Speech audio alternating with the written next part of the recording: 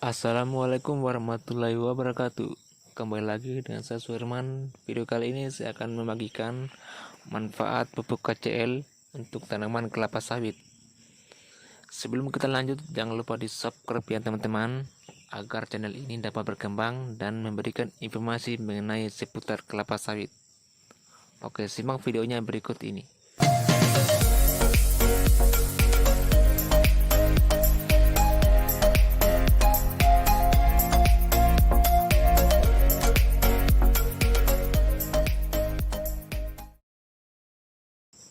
Di Indonesia, pupuk KCL ditemukan dalam dua jenis, yaitu pupuk KCL 80 memiliki kandungan kalium K20 antara 52 sampai 60% dan biasanya berwarna merah.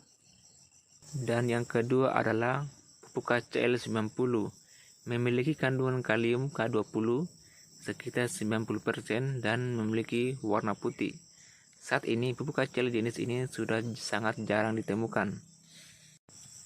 Berikut ini beberapa manfaat pupuk KCL bagi tanaman. Yang pertama adalah meningkatkan hasil panen. Kandungan kalium dalam pupuk KCL terlibat dalam banyak fungsi biokimia dan secara positif mempengaruhi manfaat tanah dan hasil pada berbagai jenis tanah, yaitu ukuran tandan dan jumlah tandan. Yang kedua adalah meningkatkan kualitas hasil panen.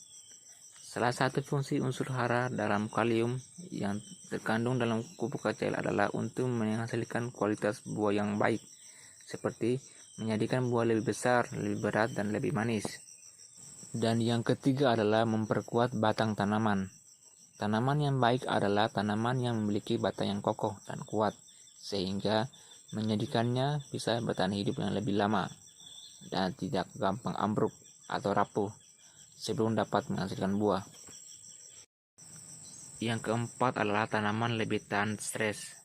Unsur hara dari kalium dari pupuk KCL mampu mengatur kinerja semata daun, yaitu untuk membantu proses fotosintesis atau proses pembuatan makanan pada tumbuh-tumbuhan dengan manfaat sinar matahari, karbon dioksida, dan air. Proses transpirasi atau proses penguapan air dari permukaan tanah, serta untuk melakukan pencegahan atas hilangnya air dari tanaman. Hal tersebut akan menjadikan tanaman lebih tahan terhadap risiko terjadinya stres dan kekeringan yang akhirnya menyebabkan tanaman mati sebelum dapat menghasilkan buah. Yang kelima adalah lebih tahan terhadap serangan penyakit. Kandungan kalium yang terdapat dalam manfaat pupuk KCL mampu mencukupi kebutuhan tanaman untuk melindunginya terhadap gangguan hama dan penyakit-penyakit lain yang dapat menyerang tanaman.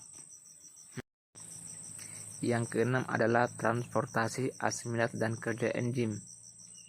Kandungan kalium pada pupuk KCL dapat membantu proses transkolasi hasil fotosintesis tanaman atau asimilat dan memaksimalkan sistem kerja enzim ke seluruh bagian tanaman.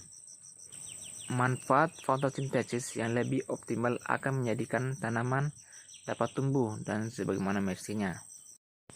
Yang ketujuh adalah meningkatkan ketahanan terhadap kerusakan saat pengangkutan dan penyimpanan.